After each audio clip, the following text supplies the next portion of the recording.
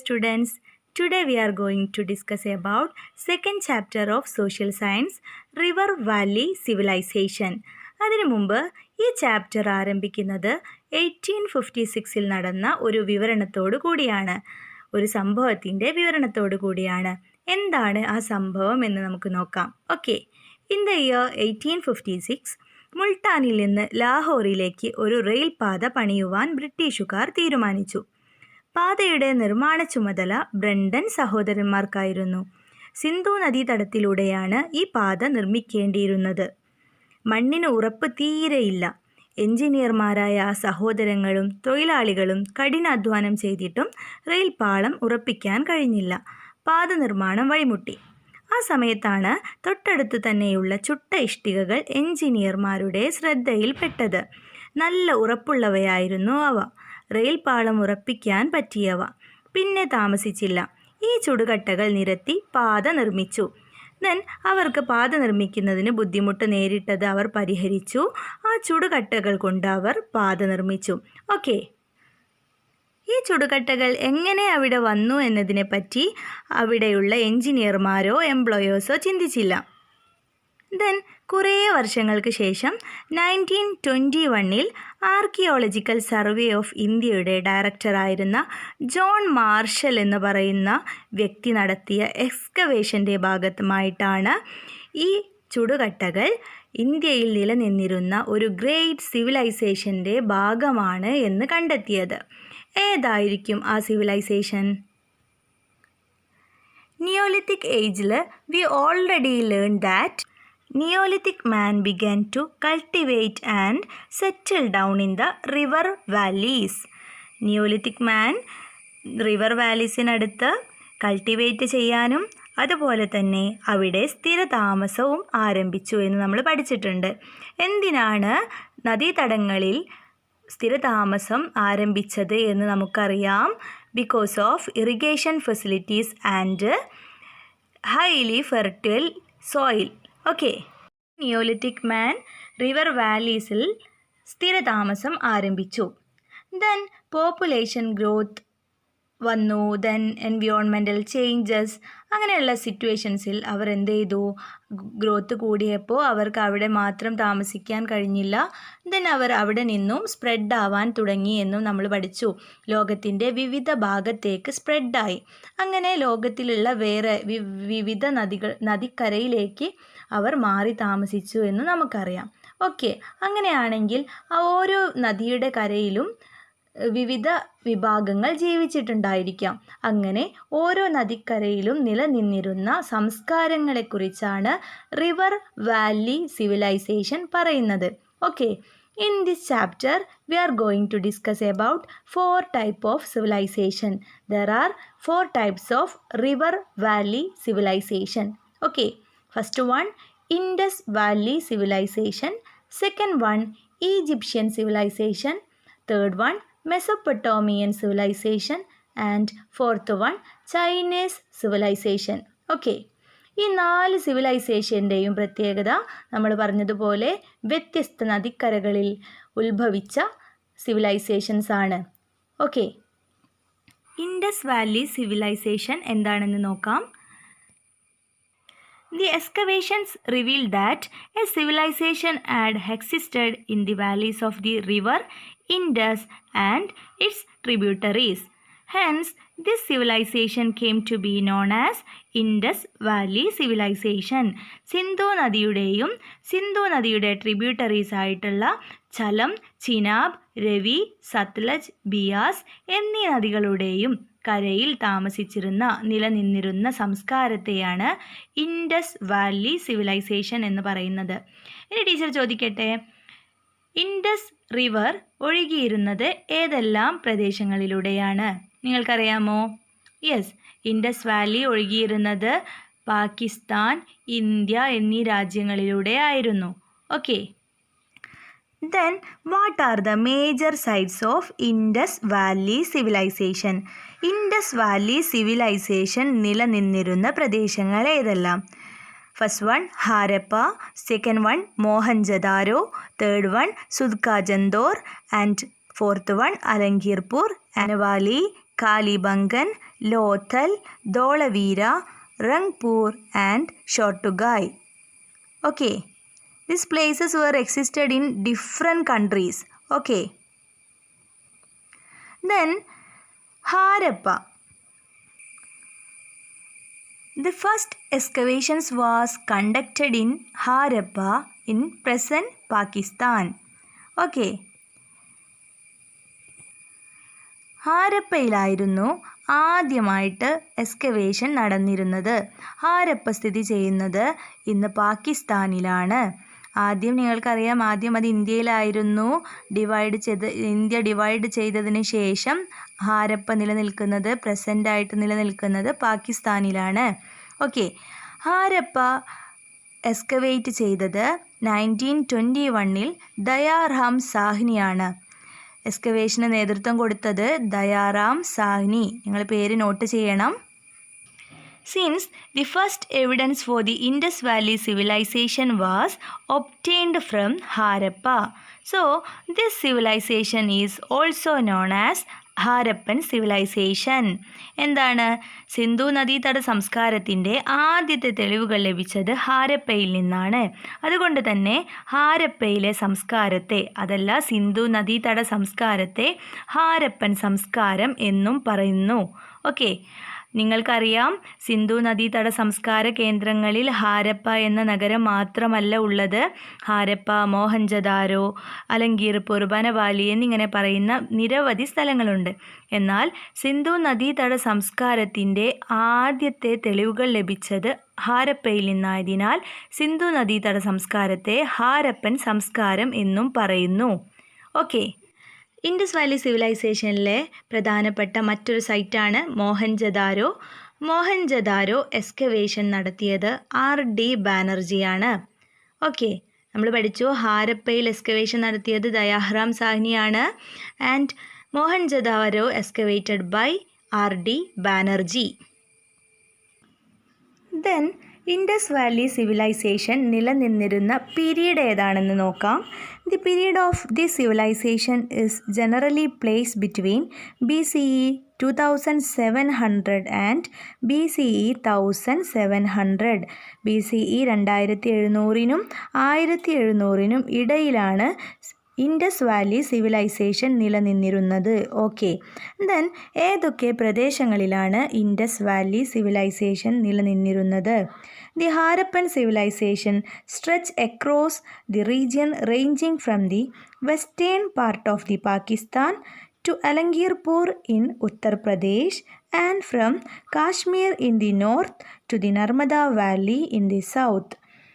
പാകിസ്ഥാനിലെ പടിഞ്ഞാറേ തീരം മുതൽ ഉത്തർപ്രദേശിലെ അലങ്കീർപൂർ വരെയും ദെൻ വടക്ക് ജമ്മു കാശ്മീർ മുതൽ തെക്ക് നർമ്മദ തീരം വരെയും ആണ് ഹാരപ്പൻ സംസ്കാരം വ്യാപിച്ചിരുന്നത്. ഓക്കെ, ഇനി നമുക്ക് main features of Harappan civilisation നോക്കാം. അതിൽ ഫസ്റ്റായിട്ട് പറയുന്നത് the features of cities. Okay, ഇതിൽ ഫസ്റ്റ് മെയിൻ പോയിൻ്റ് ഏതാണെന്ന് പറഞ്ഞാൽ the key feature of the Harappan cities was the use of hard burned bricks. നമ്മൾ ചാപ്റ്റർ സ്റ്റാർട്ട് ചെയ്യുമ്പോൾ തന്നെ പറഞ്ഞു, റെയിൽപാത നിർമ്മിക്കുന്ന സമയം അവർക്ക് നിർമ്മിക്കുന്ന തൊഴിലാളികൾക്ക് കുറച്ച് ചുട്ട ഇഷ്ടിക കിട്ടി. അവർ അത് യൂസ് ചെയ്തു. അതെങ്ങനെയാണോ എവിടെ നിന്നാണോ ഉണ്ടായത് എന്നൊന്നും അവർ ശ്രദ്ധിച്ചിരുന്നില്ല. എന്നാൽ 1921 ജോൺ മാർഷലിൻ്റെ എക്സ്കവേഷനിലൂടെയാണ് അത് സിന്ധു നദീതട സംസ്കാരം ഇൻഡസ് വാലി സിവിലൈസേഷനിലെ മെയിൻ അവശേഷിപ്പാണ് എന്ന് മനസ്സിലായത്.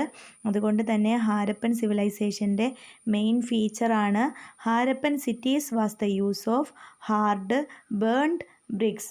Okay, all bricks were built of burned bricks. എല്ലാ ബിൽഡിങ്സും ബിൽട്ട് ചെയ്തിരുന്നത് ഇത്തരത്തിലുള്ള ബേൺഡ് ബ്രിക്സ് യൂസ് ചെയ്തിട്ടായിരുന്നു. ഓക്കെ,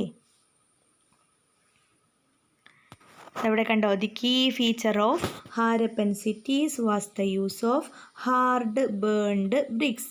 അതായത് നല്ല ഉറപ്പുള്ള ചുട്ട ഇഷ്ടികകളുടെ ഉപയോഗമായിരുന്നു ഹാരപ്പയിലെ നഗരങ്ങളുടെ പ്രധാന പ്രത്യേകത. ഹാരപ്പയിലെ കെട്ടിടങ്ങളെല്ലാം തന്നെ നിർമ്മിച്ചിരുന്നത് ഇത്തരത്തിലുള്ള ബേൺഡ് ബ്രിക്സ് കൊണ്ടായിരുന്നു. ഓക്കെ,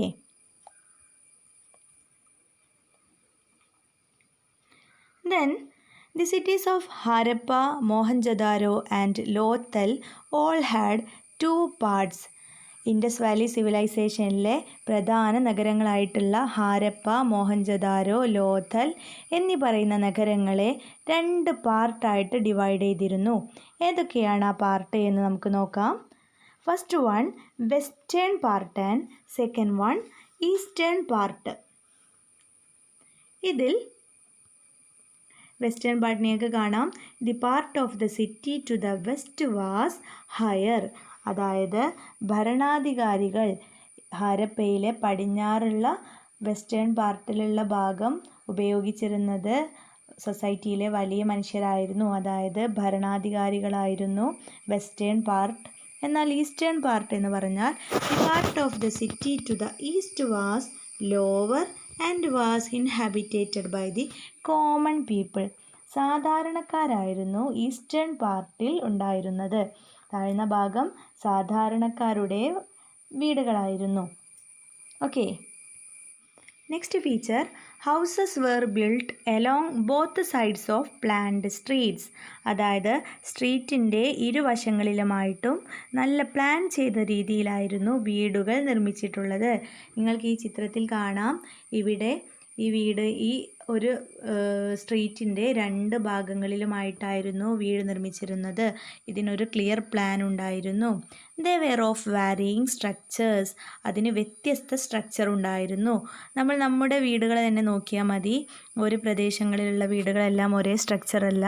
വലിയ വീടുകളുണ്ട്, ചെറിയ വീടുകളുണ്ട്, അവ യൂസ് ചെയ്യുന്ന ബ്രിക്സ് ഡിഫറെൻ്റ് ആണ്. അങ്ങനെ പല പല ഡിഫറൻസ് ഉണ്ടാവാറുണ്ട്.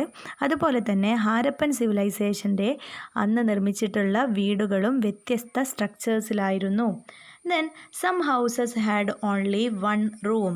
അതായത് ചില വീടുകൾക്ക് ഒരു റൂമായിരുന്നു. Whereas others had more rooms. കുറേ റൂമുകളുള്ള വീടുകളുണ്ടായിരുന്നു. അതുപോലെ കോട്ടിയാടുള്ള വീടുകളും ഉണ്ടായിരുന്നു.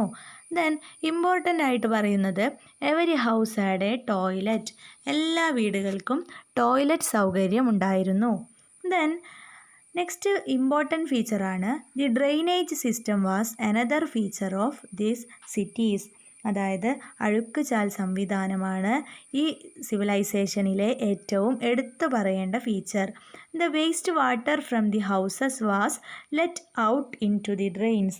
അതായത് വീടുകളിൽ നിന്നുള്ള വേസ്റ്റ് വാട്ടർ ഈ ചാലുകളിലേക്ക് ഒഴുകിയിരുന്നു.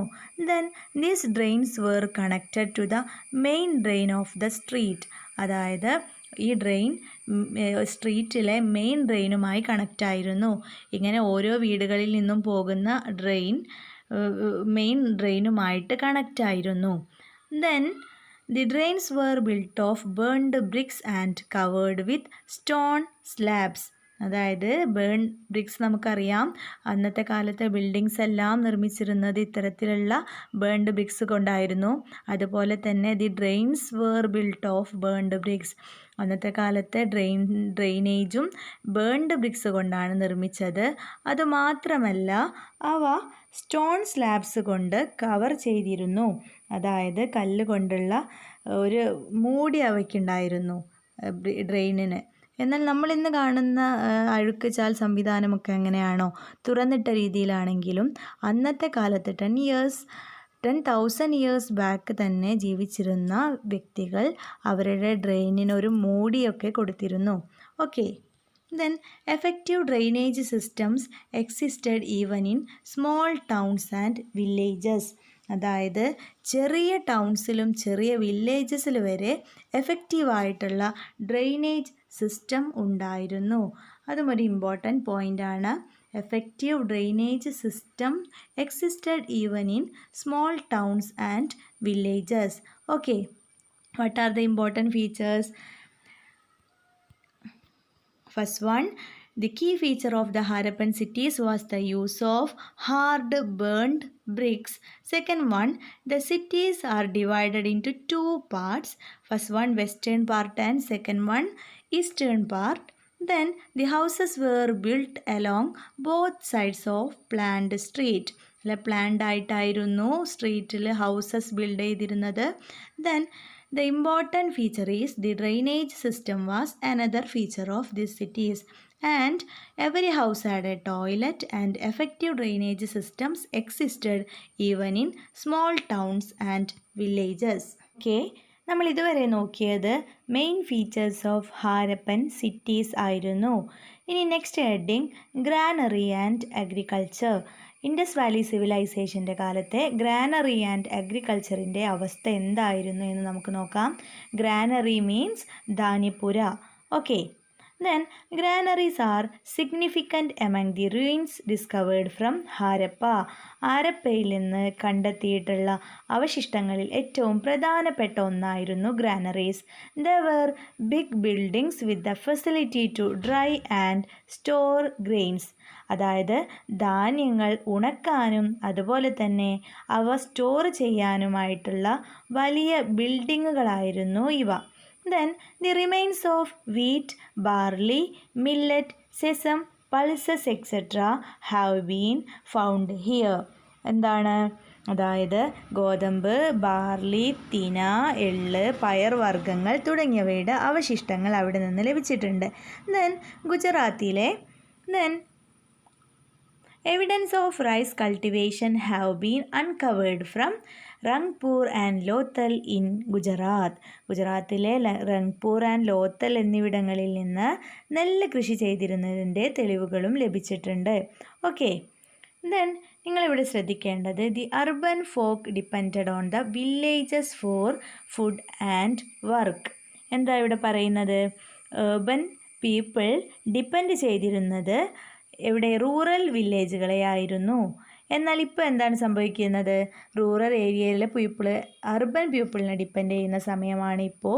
എന്നാൽ അന്നത്തെ കാലത്ത് അർബൻ ഏരിയയിലെ ജനങ്ങൾ റൂറൽ വില്ലേജിനെ ആയിരുന്നു ഡിപ്പെൻഡ് ചെയ്തിരുന്നത്. ഓക്കെ, എന്തിനാണ് ഡിപ്പെൻഡ് ചെയ്തത്?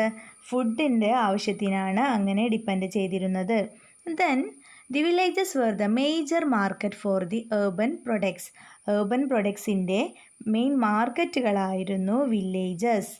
ഓക്കെ, നഗരങ്ങളിലെ ഉൽപ്പാദന വസ്തുക്കളുടെ പ്രധാന മാർക്കറ്റായിരുന്നു ഗ്രാമങ്ങൾ. Okay, the agriculture fields in the villages were fertile. അതായത് ഫെർട്ടൈൽ ലാൻഡ് ആയിരുന്നു, ഹൈലി ഫലഭൂയിഷ്ടമായ മണ്ണായിരുന്നു അവിടെയുള്ളത്. അതിന് കാരണം ഇൻഡസ് റിവർ ഡെപ്പോസിറ്റ് ചെയ്തിരുന്ന അലൂവിയൽ സോയിലായിരുന്നു ആ ഫെർട്ടൈലിന് കാരണം. Okay, in Kalibangan in Rajasthan farming was done by ploughing the land. അതായത് രാജസ്ഥാനിലെ കാലിബംഗനിൽ ഇങ്ങനെ നിലമുഴുതു മറിച്ച് കൃഷി നടത്തിയിരുന്നു. അത് എങ്ങനെയാണ് തെളിഞ്ഞതെന്ന് പറഞ്ഞാൽ അത്തരത്തിലുള്ള മോഡൽസ് നമുക്ക് കിട്ടിയിട്ടുണ്ട്. കളിമണ്ണിൽ ക്ലേ യൂസ് ചെയ്തിട്ടുണ്ടാക്കിയിട്ടുള്ള മോഡൽസ് നമുക്ക് കിട്ടിയിട്ടുണ്ട്. കലപ്പയുടെ രൂപം കിട്ടിയിട്ടുണ്ട്. ഓക്കെ, അതുപോലെ തന്നെ canals were constructed for irrigation. ഒരു ഇമ്പോർട്ടൻറ്റ് പോയിൻ്റാണ്. ഇറിഗേഷൻ ഫെസിലിറ്റിക്ക് വേണ്ടിയിട്ട് canals were constructed. Okay, in addition to the agriculture, animal husbandry also existed. Plenty of animal bones have been unearthed from here. The figures of rhinoceros and elephants were made of clay or have also been found. അതായത് കൃഷിക്ക് ഉപയോഗിച്ചിരുന്ന ടൂൾസും അതുപോലെ തന്നെ വിവിധ ആനിമൽസിൻ്റെ മോഡൽസും ഇവിടെ നിന്ന് കിട്ടിയിട്ടുണ്ട്.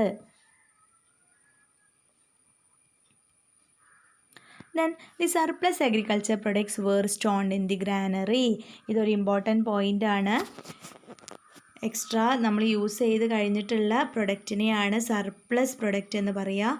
The surplus agriculture product were stored in the granary. അതായത് ഗ്രാനറിയിൽ ബാക്കി വന്നിട്ടുള്ള പ്രൊഡ്യൂസ് ചെയ്ത പ്രൊഡക്റ്റിൻ്റെ മിച്ചം വന്നിട്ടുള്ള പ്രൊഡക്ട്സിനെ ഗ്രാനറിയിൽ സ്റ്റോർ ചെയ്തിരുന്നു. ഗ്രാനറി എന്തിനാണെന്ന് നിങ്ങൾക്കറിയാം. ഗ്രാനറി എന്ന് പറഞ്ഞാൽ ടു ഡ്രൈ ആൻഡ് സ്റ്റോർ, അതായത് ഉണക്കാനും അതുപോലെ തന്നെ സ്റ്റോർ ചെയ്യാനുമുള്ള ബിഗ് ബിൽഡിങ്ങുകൾ അന്നത്തെ കാലത്ത് നിലനിന്നിരുന്നു. അതുകൊണ്ട് തന്നെ സർപ്ലസ് അഗ്രികൾച്ചർ പ്രൊഡക്റ്റിനെ അത്തരത്തിലുള്ള ഗ്രാനറികളിൽ അവർ സ്റ്റോർ ചെയ്തിരുന്നു. Okay, the grains collected in the form of revenue were also kept there. അതായത് റവന്യൂ ഇനത്തിൽ ആദ്യകാലത്ത് ടാക്സ് ആയിട്ട് വാങ്ങിയിരുന്നത് ഇങ്ങനെയുള്ള ധാന്യങ്ങളായിരുന്നു, ഈ ഗ്രെയിൻസ് ആയിരുന്നു. ഈ ഗ്രെയിൻസിനെയും അങ്ങനെ കിട്ടുന്ന ഗ്രെയിൻസിനെയും ഗ്രാനറികളിൽ സൂക്ഷിച്ചിരുന്നു. The grains the stored were made available to the public. അതായത് ഇങ്ങനെ സ്റ്റോർ ചെയ്തിട്ടുള്ള ഗ്രെയിൻസ് ജനങ്ങൾക്ക് നൽകിയിരുന്നു, അതായത് നഗരങ്ങളിലെ ജനങ്ങൾക്ക് നൽകിയിരുന്നു. Such granaries are the evidence for the existence of an efficient administrative system. Important പോയിൻ്റാണ്. അങ്ങനെയുള്ള ഗ്രാനറീസാണ് എഫിഷ്യൻറ്റ് അഡ്മിനിസ്ട്രേറ്റീവ് സിസ്റ്റത്തിൻ്റെ പ്രധാന തെളിവ്. ഓക്കെ, നിങ്ങൾക്ക് എന്തൊക്കെയെന്നറിയാം. ഗ്രാനറീസ് എന്ന് പറഞ്ഞാൽ ഡ്രൈ ആൻഡ് സ്റ്റോർ ചെയ്യാനുള്ള ബിഗ് ബിൽഡിങ്സ് ആയിരുന്നു. അവിടെ തന്നെ ഈ സർപ്ലസ് ആയിട്ട് വരുന്ന അഗ്രികൾച്ചർ പ്രൊഡക്റ്റ് സ്റ്റോർ ചെയ്യുമായിരുന്നു. അതുപോലെ തന്നെ ടാക്സ് ഇനത്തിൽ വാങ്ങുന്ന ഗ്രെയിൻസും അവിടെ സ്റ്റോർ ചെയ്തിട്ട് ജനങ്ങൾക്ക് വിതരണം ചെയ്യുമായിരുന്നു. അതുകൊണ്ട് തന്നെ such granaries are the evidence for the existence of an efficient administrative system. Okay, let's move to the another point, trade. നമ്മളിതുവരെ നോക്കിയത് ഗ്രാനറി ആൻഡ് അഗ്രികൾച്ചർ ആയിരുന്നു. ഇനി കച്ചവടത്തിൽ, ഇൻഡസ് വാലി സിവിലൈസേഷനിൽ കച്ചവടത്തിൻ്റെ പ്രത്യേകതകൾ എന്തൊക്കെയാണെന്ന് നോക്കാം. The agricultural progress led to surplus production and storage of grains. നമ്മളിപ്പോൾ പറഞ്ഞു അഡീഷണൽ ആയിട്ട് വരുന്ന പ്രൊഡക്ട്സിനെ, സർപ്ലസ് അഗ്രികൾച്ചർ പ്രൊഡക്ട്സിനെ ഗ്രാനറീസിൽ സേവ് ചെയ്യും, സ്റ്റോർ ചെയ്യുമായിരുന്നു. Okay, accurate weights and measures were used for exchanging the stored products. നമ്മൾ പറഞ്ഞിട്ടുണ്ടായിരുന്നു അവിടെ സ്റ്റോർ ചെയ്യുന്ന പ്രൊഡക്ട്സ് ജനങ്ങൾക്ക് കൊടുക്കുമായിരുന്നു. ഇങ്ങനെ ജനങ്ങൾക്ക് കൊടുക്കാനായിട്ട്, എക്സ്ചേഞ്ച് ചെയ്യാനായിട്ട് ആക്യുറേറ്റ് വെയ്റ്റ്സ് ആൻഡ് മെഷേഴ്സ് സ്വീകരിച്ചിരുന്നു. Okay, accurate weights and measures were used for exchanging the stored products. നിങ്ങൾക്ക് ഇവിടെ ചിത്രത്തിൽ കാണാം, ഇവിടെ കൊടുത്തിട്ടുണ്ട്. അന്നത്തെ കാലത്ത് യൂസ് ചെയ്തിട്ടുള്ള വെയ്റ്റ്സ് ആൻഡ് മെഷേഴ്സ് ഇവിടെ കൊടുത്തിട്ടുണ്ട്. ഇത്തരത്തിലുള്ള വെയ്റ്റ്സ് യൂസ് ചെയ്തിട്ടായിരുന്നു അളവെടുത്തിരുന്നത്. Okay, weighing and measuring tools have been unearth from here. അതായത് അത്തരത്തിലുള്ള അളവ് തൂക്ക ഉപകരണങ്ങൾ ഹാരപ്പൻ സിവിലൈസേഷനിൽ നിന്ന് കണ്ടെത്തിയിട്ടുണ്ട്. അതുപോലെ തന്നെ the Mesopotamian seals found from Harappa also provide evidence for this trade link.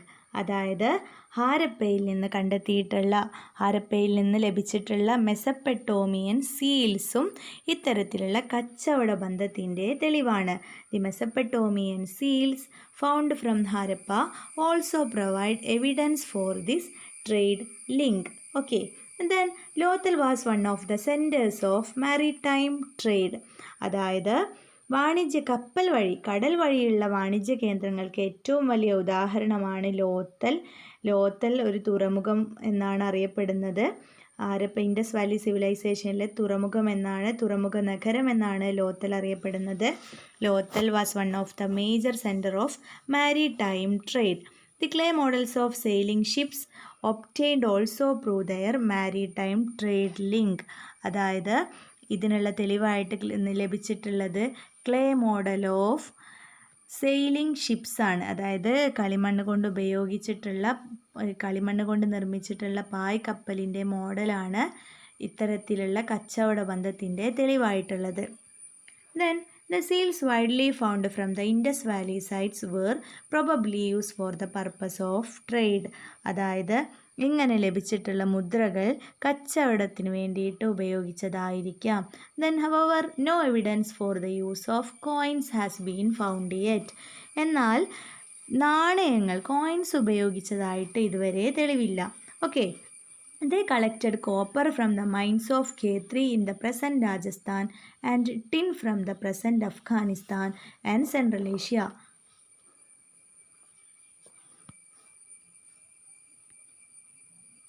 To produce bronze.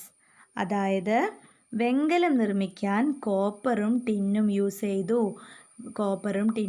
ചെയ്ത് വെങ്കലം നിർമ്മിച്ചിരുന്നു. They made tools and weapons using this bronze. ഈ വെങ്കലം ഉപയോഗിച്ചിട്ട് അവരെന്ത് ചെയ്തു? They made tools and weapons using bronze. Bronze എങ്ങനെയാണ് നിർമ്മിച്ചത്? By using copper and tin. Then ഇങ്ങനെ നിർമ്മിച്ച ബ്രോൺസ് ഉപയോഗിച്ച് അവർ എന്ത് ചെയ്തു? They made tools and weapons using this bronze. Okay, അതുകൊണ്ട് തന്നെ Indus valley civilisation also known as bronze age civilisation or Harappan civilisation is also known as bronze age civilisation. Okay, ഇനി നമുക്ക് ഇൻഡസ് വാലി സിവിലൈസേഷനിലെ handicrafts and occupational groups ഏതൊക്കെയെന്ന് നോക്കാം. The seals, clay figures, utensils, ornaments etc. dug out from Harappa bear witness to their craftsmanship.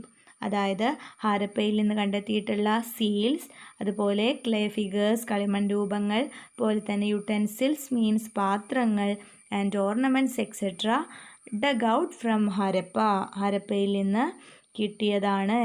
ഇവ അന്നത്തെ കാലത്തെ മനുഷ്യരുടെ കരവിരുതിൻ്റെ ഉദാഹരണമാണ്. ഓക്കെ, അന്നത്തെ കാലത്ത് കളിമണ്ണ് കൊണ്ട് രൂപീകരിച്ചിട്ടുള്ള കളിമണ്ണ് ഉപയോഗിച്ചുണ്ടാക്കിയ മൃഗരൂപങ്ങൾ, അതുപോലെ തന്നെ സ്ത്രീ പുരുഷ രൂപങ്ങൾ, വണ്ടികളുടെ രൂപങ്ങൾ എന്നിവയൊക്കെ ലഭിച്ചിട്ടുണ്ട്.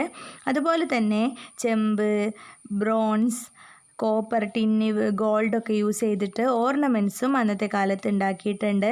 അതുപോലെ തന്നെ ലോത്തലിൽ നിന്ന് evidence of centres where beads were made have been unearth in Lothal. ലോത്തലിൽ നിന്ന് മുത്ത് നിർമ്മാണ കേന്ദ്രത്തിൻ്റെ തെളിവുകൾ കിട്ടിയിരുന്നു. അടുത്തതായി നോക്കേണ്ട ഒരു ഇമ്പോർട്ടൻറ്റ് പോയിൻ്റാണ് the artistic skill of the Harappans is reflected in the seals they made. അവർ നിർമ്മിച്ചിട്ടുള്ള സീൽസ് അവരുടെ കഴിവിനെ വിളിച്ചോതുന്നതായിരുന്നു. The seals were made from clay and stones. Clay and stones ഉപയോഗിച്ചിട്ടായിരുന്നു അവർ സീൽസ് നിർമ്മിച്ചിരുന്നത്. Then the statue of dancing girl found from Mohenjodaro is also an example for their artistic skill. ഹാരപ്പൻസിൻ്റെ artistic skill express ചെയ്യുന്നത് ഏതൊക്കെയെന്ന് ചോദിച്ചിട്ടുണ്ടെങ്കിൽ നിങ്ങൾ എടുത്ത് പറയേണ്ടത് first one clay seals they made from clay and stones, and second one statue of dancing girl found from Mohenjodaro. Okay, the diverse handicrafts hint at the existence of occupational group. അതുകൊണ്ട് തന്നെ ഇത്തരത്തിലുള്ള കരകൗശല വസ്തുക്കൾ അന്ന് നിന്നിരുന്ന തൊഴിൽ കൂട്ടങ്ങൾ നിലനിന്നിരുന്നു എന്നതിൻ്റെ തെളിവാണ്. ഓക്കെ, ദെൻ നിങ്ങൾ ഈ സീൽസിലേക്ക് നോക്കിക്കേ. The seals and the scripts of the Harappans. ഇതിൽ പറയുന്നത് ഇത് ഇൻഡസ് വാലി സിവിലൈസേഷനിൽ നിന്ന് ലഭിച്ചിട്ടുള്ള സീൽസാണ്. Okay, seals and scripts. And ഈ സ്ക്രിപ്റ്റ്സിനെല്ലാം we can discern that the Harappans had their own script. അവർക്ക് അവരുടേതായിട്ടുള്ളൊരു സ്ക്രിപ്റ്റ് ഉണ്ടായിരുന്നു, ഒരു എഴുത്ത് ശൈലി ഉണ്ടായിരുന്നു. എന്നാൽ the attempts to decipher them have not yet been successful. എന്നാൽ ഈ സ്ക്രിപ്റ്റ്, ഈ എഴുത്ത് ശൈലി ഇതുവരെ വായിച്ചെടുക്കാൻ നമുക്ക് പറ്റിയിട്ടില്ല. അതിനുള്ള ശ്രമങ്ങൾ ഇപ്പോഴും നടന്നുകൊണ്ടിരിക്കുന്നു. ഓക്കെ, ഇനി പറയാനുള്ളത് belief system in Harappan civilisation. Harappan സിവിലൈസേഷനിലെ പ്രധാന ബിലീഫ് സിസ്റ്റം എന്താണെന്ന് നോക്കാം. Harappan civilisation, the seals found from Harappa provide information about the belief system. ഹാരപ്പയിൽ നിന്ന് ലഭിച്ചിട്ടുള്ള സീൽസ് അവിടെയുള്ള ബിലീഫ് സിസ്റ്റത്തിനെ പറ്റി നമുക്ക് മനസ്സിലാക്കാം. അവിടെ നിന്ന് കിട്ടിയിട്ടുള്ള സീൽസിലൂടെ അവിടെ എന്ത് ബിലീഫ് സിസ്റ്റമാണ് ഫോളോ ചെയ്തിരുന്നത് എന്ന് നമുക്ക് മനസ്സിലാക്കാം. Then clay figures of women have widely been discovered. അതായത് സ്ത്രീകളുടെ മൺരൂപം കിട്ടിയിട്ടുണ്ട്. They prove the existence of worshipping the mother goddess. അതിനർത്ഥം അവർ വേർഷിപ്പ് ചെയ്തത് മദർ ഗോഡസിനെയാണ്, മാതൃദേവതയെ ആരാധിച്ചിരുന്നു എന്ന് നമുക്ക് മനസ്സിലാക്കാം. Such worship existed in connection with fertility of the soil. അത്തരത്തിലുള്ള വേർഷിപ്പ് കണക്ട് ചെയ്തിരിക്കുന്നത് ഫെർട്ടിലിറ്റി ഓഫ് സോയിലിനെയാണ്. Then historians opine that the figures of men found from here are the early form of Shiva. ശിവനെ ആരാധിച്ചിരുന്നു എന്നും historians അഭിപ്രായപ്പെടുന്നുണ്ട്. Then they also worship animals and trees. ശിവനെയും mother ഗോഡസിനെയും കൂടാതെ അവർ ആനിമൽസ് ആൻഡ് ട്രീസിനെ വേർഷിപ്പ് ചെയ്തിരുന്നു. Okay, the great bath unearth in Mohenjodaro might have been used for religious ceremonies. നമ്മൾ കണ്ടു ഗ്രേറ്റ് ബാത്ത് മോഹൻജദാരോയിൽ നിന്ന് എക്സ്കവേറ്റ് ചെയ്തതാണ്. ഈ ഗ്രേറ്റ് ബാത്ത് റിലീജിയസ് സെറമണീസിന് യൂസ് ചെയ്തതായിട്ട് കരുതുന്നു. Okay, then let's discuss about what are the major reasons for the fall of Harappan civilization. Harappan civilization നമ്മൾ പറഞ്ഞു. Harappan civilizationൻ്റെ കാലഘട്ടം BCE 2700 to BCE 1700 ആണ്. അങ്ങനെയാണെങ്കിൽ ഹാരപ്പൻ സിവിലൈസേഷൻ തകർന്നത് BCE 1700-ലായിരിക്കും. എന്തെല്ലാമാണ് ഹാരപ്പയുടെ തകർച്ചയിലേക്ക് നയിച്ചത് എന്ന് നോക്കാം. What are the reasons for the fall of the Harappan civilisation? Harappan സിവിലൈസേഷൻ്റെ തകർച്ചയ്ക്ക് കാരണമായത് എന്തൊക്കെയെന്നാണ്. ഓക്കെ, അതിൽ ഫസ്റ്റ് പോയിന്റ് ഫ്ലഡ്. എന്താണ് ഫ്ലഡ്? നമുക്കറിയാം, ഇൻഡസ് വാലി സിവിലൈസേഷനിലെ ജനങ്ങൾ അധിവസിച്ചിരുന്നത് സിന്ധു നദിയുടെ അരികിലായിരുന്നു. അപ്പോൾ സിന്ധു നദിയിലെ വെള്ളപ്പൊക്കം ഹാരപ്പൻ സിവിലൈസേഷൻ്റെ തകർച്ചയ്ക്ക് കാരണമായി. ദെൻ എക്സ്റ്റേണൽ ഇൻവേഷൻ, പുറമേ നിന്നുള്ള ആക്രമണങ്ങളും ഹാരപ്പൻ സിവിലൈസേഷൻ്റെ തകർച്ചയ്ക്ക് കാരണമായി എന്ന് പറയുന്നു. ദെൻ തേർഡ് പോയിന്റ് ഡീഫോറസ്റ്റേഷൻ, അതായത് വനനശീകരണവും ഹാരപ്പൻ സിവിലൈസേഷൻ്റെ തകർച്ചയ്ക്ക് കാരണമായി. Then decline of agricultural sector. Then agriculture സെക്ടറിൻ്റെ ഒരു ഡിക്ലൈനിങ് ട്രെൻഡാണ് ഇപ്പോൾ കാണിക്കുന്നത്. അതുകൊണ്ട് തന്നെ അന്നത്തെ കാലത്തെ അഗ്രികൾച്ചർ സെക്ടറിനെ ഡിപ്പെൻഡ് ചെയ്തിട്ടുള്ള ഒരു വിഭാഗം അഗ്രികൾച്ചർ സെക്ടറിൻ്റെ ഡിക്ലൈനോടുകൂടി തകർന്നു. ദെൻ ലാസ്റ്റ് പോയിന്റ് എപ്പിഡമിക്സ് ആണ്, അതായത് പകർച്ചവ്യാധികൾ. നമുക്ക് പകർച്ചവ്യാധികൾ എന്താണെന്നറിയാം. നമ്മളിപ്പോൾ നേരിടുന്ന കോവിഡ്-19 അത്തരത്തിലുള്ള ഒന്നാണ്. അതുകൊണ്ട് തന്നെ നമുക്കറിയാം കുറേ അധികം ആളുകൾ മരണപ്പെട്ടു, കുറേ ആളുകൾ രോഗബാധിതരാണ്. അത്തരത്തിലുള്ള ഒരു പ്രശ്നങ്ങളിൽ നിന്ന് രക്ഷപ്പെടാനാണ് നമ്മളിപ്പോൾ ലോക്ക്ഡൗൺ ആയിട്ട് വീട്ടിലിരിക്കുന്നത്. അതുകൊണ്ട് തന്നെ അത്തരത്തിലുള്ള ഒരു എപ്പിഡമിക് സിറ്റുവേഷൻ അന്നത്തെ കാലത്തും ഉണ്ടായി. അതുകൊണ്ട് തന്നെ ആ ഒരു പകർച്ചവ്യാധിയിലും കുറേ ആളുകൾ മരണപ്പെട്ട് ഹാരപ്പൻ സിവിലൈസേഷൻ്റെ തകർച്ചയ്ക്ക് കാരണമായി എന്ന് പറയുന്നു. ഓക്കെ.